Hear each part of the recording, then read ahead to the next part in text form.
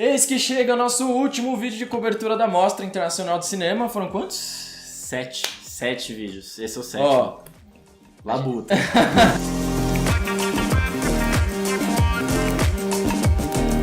Bom, antes da gente fazer um saldo da mostra, dar até umas desrecomendações, Sim. a gente vai falar de 2 filmes. O primeiro deles é o Esplendor. Nele, a Misako, ela faz audiodescrição de filmes. Em um de seus trabalhos, ela testa a descrição com um grupo de cegos. Enquanto refina o texto, ela conhece mais a fundo um dos participantes, o Masaya, que é um ex-fotógrafo e que hoje é meio cego, por quem partilha até mesmo algumas dores da vida. Esse filme é um pouco irregular, assim, pra mim, mas eu gosto, assim, que logo de cara, a Naomi Kawase, que a gente até comentou aqui, que é a diretora do filme, a diretora do filme. ela coloca na voz dos personagens aquela velha máxima, né? Mostre e não conte, porque até mesmo pra cegos, você não pode descrever os sentimentos que eles deveriam sentir. Você precisa descrever a cena em si. Só que aí fica questionamento, será que o filme faz isso também ou ele acaba sendo meio descritivo excessivamente? Ao meu ver, eu acho que ele acaba caindo um pouquinho nessas questões. Então, por exemplo, tudo bem que ela tem que descrever as coisas, até uma ideia do filme, que ela descreva as coisas até pra gente, mas eu acho que assim, tem uma cena que ela começa a pegar uns pertences do pai e falar, carteira. Chave. A gente tá vendo essas coisas. Tipo, bastasse falar que essas coisas fossem elementos do pai. Tudo bem que é uma brincadeira dela, mas eu acho que é excessivo, entendeu? Porque vários momentos... Esse é um dos exemplos, e ela começa a pegar várias coisinhas e começa a citar. Mas eu entendi aquilo como sendo um exercício da própria personagem pra como ela descreve os objetos que estão ao redor dela. Porque ela brinca com a própria linguagem que ela vai trabalhar. Porque ela tá fazendo uma descrição pra cegos e a gente meio que toma o lugar dessas pessoas, né? Sim. Eu acho que ele é um pouco irregular também, porque ele é melodramático. Assim como...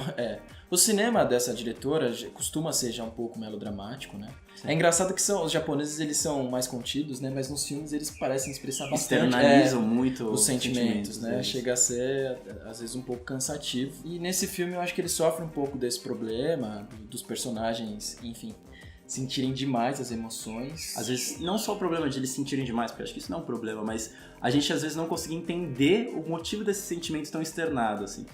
O personagem do cara que é o cego, né, o Masayo, eu acho que até faz sentido, né? Ele era um ex-fotógrafo, a vida dele, assim, eu tava até comentando que um dos meus maiores medos é ficar cego, porque minha vida é muito visual. Então imagina, para um fotógrafo que já tinha ganhado um prêmio renomado, o cara ficar cego. Então eu acho que assim, a dor dele é muito justificada. Não que todas as dores precisam ser justificadas, às vezes uma coisa mais psicológica, internalizada, ganha muito. Mas ela tem todo um subtexto com a família dela, que toda vez que ela encontra esse pessoal é uma coisa assim muito extremada. Mas eu acho que ela tem vários problemas também. Ela tem os problemas com a mãe dela, com a família dela também, pela perda do pai. Ela tá se questionando sobre o próprio trabalho dela, se ela tem capacidade, enfim, de desenvolver. E também tem o lance dela começar a desenvolver um amor com uma pessoa que não sabe se vai ser correspondido. Então acho que ela também tem vários dramas ali. É claro que o dele é maior porque, enfim, muda a vida dele totalmente. Então acho que isso não incomoda, né? Assim, não é quantificando a dor de cada pessoa, porque, assim, cada pessoa tem a luta diária dela. Sim, sim. Não é que ela precisa ser externalizada totalmente, mas se o filme se propõe a externalizar isso, eu acho que esse filme ele acaba caindo um pouco nesse melodrama, justamente. Então, toda vez, assim, pra mim, o maior subtexto de dor dela é com a família, com a perda do pai dela. Toda vez que ele vai encontrar a mãe, tem uma cena lá numa colina que, tipo, ela chega gritando, aí tem uma musiquinha de fundo horrorosa, contra a luz. Eu acho que acaba ficando um pouco fora de tom, porque ele, que tem uma dor que a gente considera muito maior, não externaliza isso de uma forma tão absurda. E ela, que acaba a gente não conseguindo entender o que está acontecendo, ela externaliza demais. Não que a atuação dela seja ruim, eu acho que ela manda muito bem. Ela é uma protagonista que expressa muita coisa pelos olhos, simplesmente. Cara, eu acho que as atuações são muito boas. Sim. Tanto dela quanto dele. Mas eu acho que o filme fala sobre perdas, entende? Embarquei nessa coisa de ser um pouco mais extremado.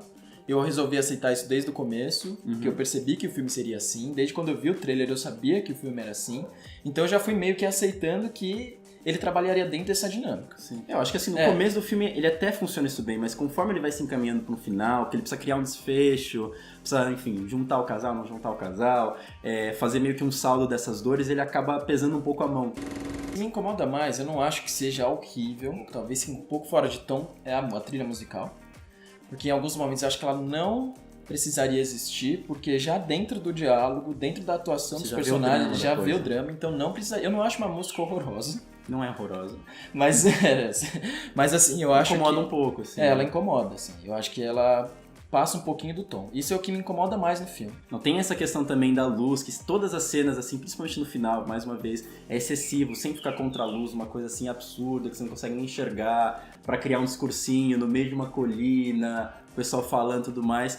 Mas, por outro lado, eu acho que tem uma coisa muito interessante que eles fazem com a câmera, é que eles usam uma lente 50mm, né? Que é aquela lente que você não consegue dar zoom, é uma coisa única. Então você tem que se meio que brincar com o ator pra você posicionar o cara para o espectador conseguir enxergar de fato. Então, assim, muitas vezes o que acontece? Quando um ator sai de foco, ou alguma coisa de fundo também sai de foco, acaba sendo meio que o mundo do cego, né? Porque a gente não consegue enxergar muito bem o que tá acontecendo e fica querendo tentar ver fundo, assim.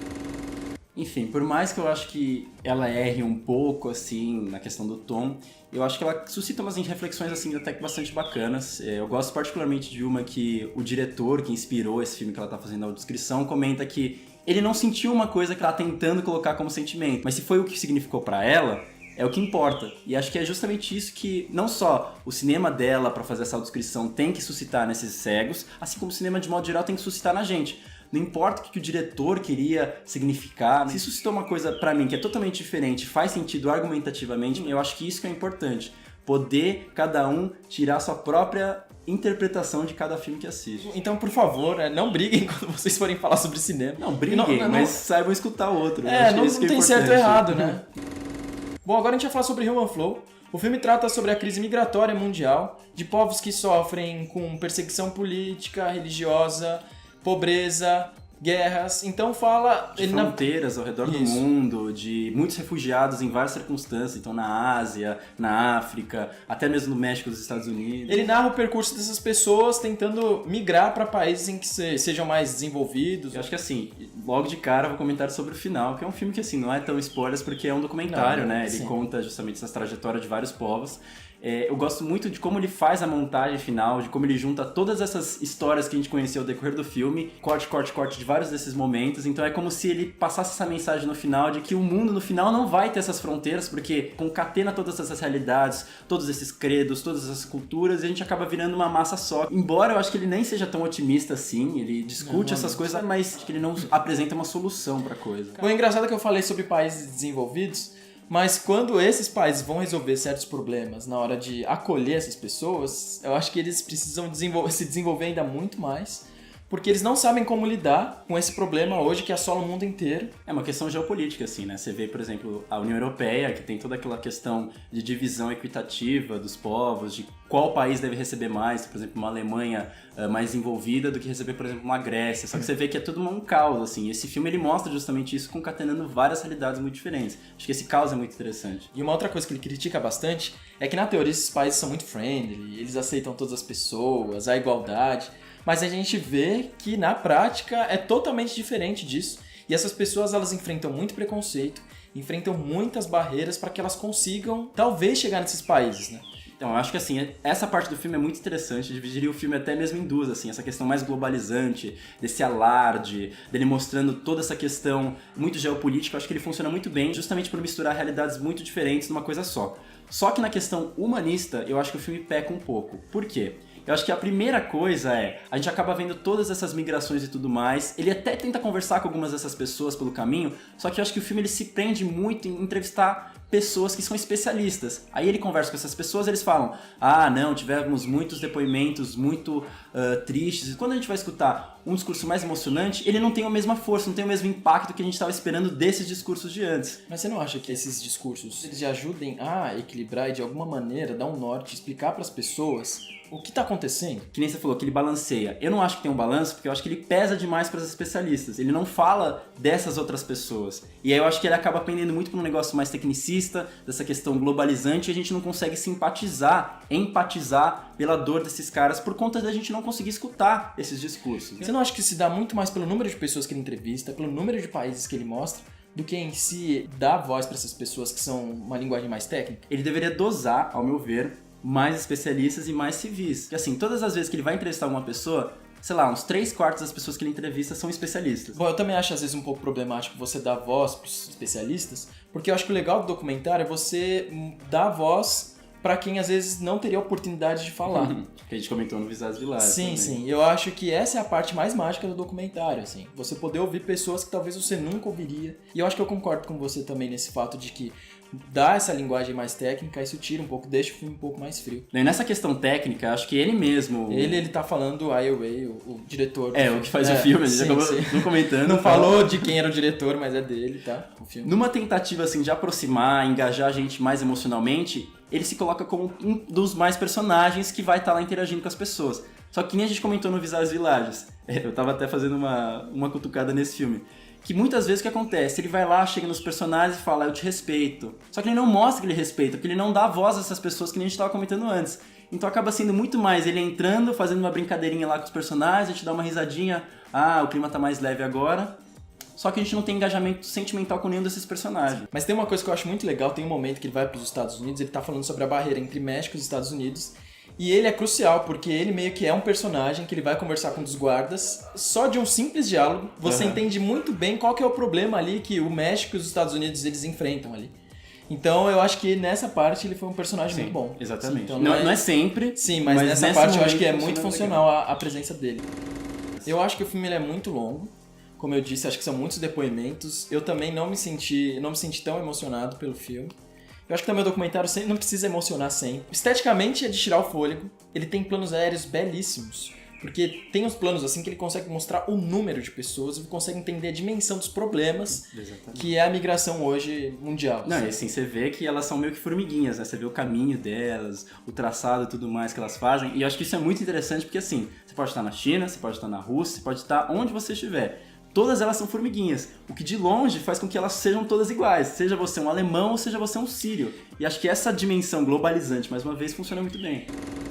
Então assim, acho que esteticamente ele funciona muito bem, nessa questão globalizante ele funciona também, mas na humanitária acho que se perde um pouco.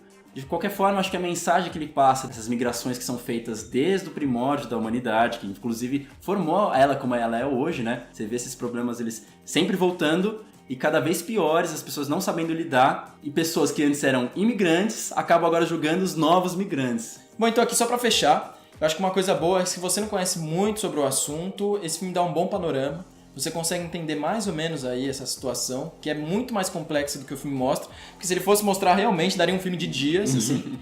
Então, eu acho que é isso. Só uma recomendação aí final, se você quiser uma coisa aí mais curta, tem um documentário que inclusive concorreu ao Oscar. De novo Oscar, chama né? 4.1 Miles, vou colocar o link na descrição, ele tem disponível aqui pelo New York Times no canal do YouTube. Ele é incrível, incrível, incrível. Bom, como eu tinha falado lá no começo, esse é nosso último vídeo de cobertura da mostra. A gente viu coisa de 30 filmes. A gente fez crítica de 13 na verdade, 13 filmes. 13 filmes. Correria total. Edição, assim, monstra. Ó, grande Natan aqui, ó. Não, tenho que admitir que eu imaginava que ia ser uma correria, mas foi pior. Mas foi bem pior do que eu imaginava que fosse, mas a gente tá vivo. A gente tá feliz, foi uma cobertura legal, a gente conseguiu, inclusive, ir lá nas sessões de realidade virtual, a gente não lançou vídeo, mas a gente conferiu lá. Foi interessante? Foi até legal. Foi. Bom, lembrando que a gente vai colocar na descrição a playlist de todas as críticas que a gente fez aqui. A planilha também, mais uma vez, com todas as notinhas que a gente deu pros filmes. A minha tá um pouco atrasada, mas... Vai lá, vai chegar. Vai rolar, vai chegar lá, vai chegar. Outros filmes, por exemplo, The Square, com Amor Van Gogh, que a gente conferiu também na mostra, vai ter vídeo especial mais pra frente, no lançamento do filme. Eles forem estrear. Então fiquem tranquilos, tem coisa mais ainda na mostra pra vocês. Na verdade, essa mostra foi assim, teve filmes que a gente se decepcionou bastante. Teve, inclusive que a gente recomendou no vídeo. Recomendou e depois se decepcionou. O incidente do Billy Hilton. As boas maneiras, assim, não foi... Até o Van Gogh não era tanto que eu esperava, Mentira. assim. Aguardem a crítica, é um bom filme. Mas aí teve outros que nos surpreenderam, ou que eram aquilo que a gente esperava que fosse, né? Eu acho que o Visage Village foi uma grata surpresa. Assim. Esse realmente, posso falar que foi a surpresa, foi o melhor filme da mostra pra mim. Sim, e o dia depois, que o Hong Sang-soo, né, sempre saudoso, sempre lá em cima, mas sempre escondidinho. A gente assim. sempre fala do Hong Sang-soo, mas, né? Ele financia a gente, vocês não sabem disso. A gente gosta muito dele. Eu acho que a mostra do ano passado foi melhor que a mostra desse ano. Essa tiveram bons filmes...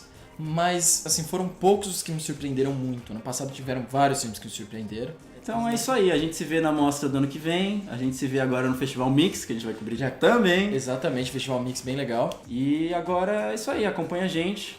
Valeu. Falou, gente, até a próxima e Beijão. É isso aí.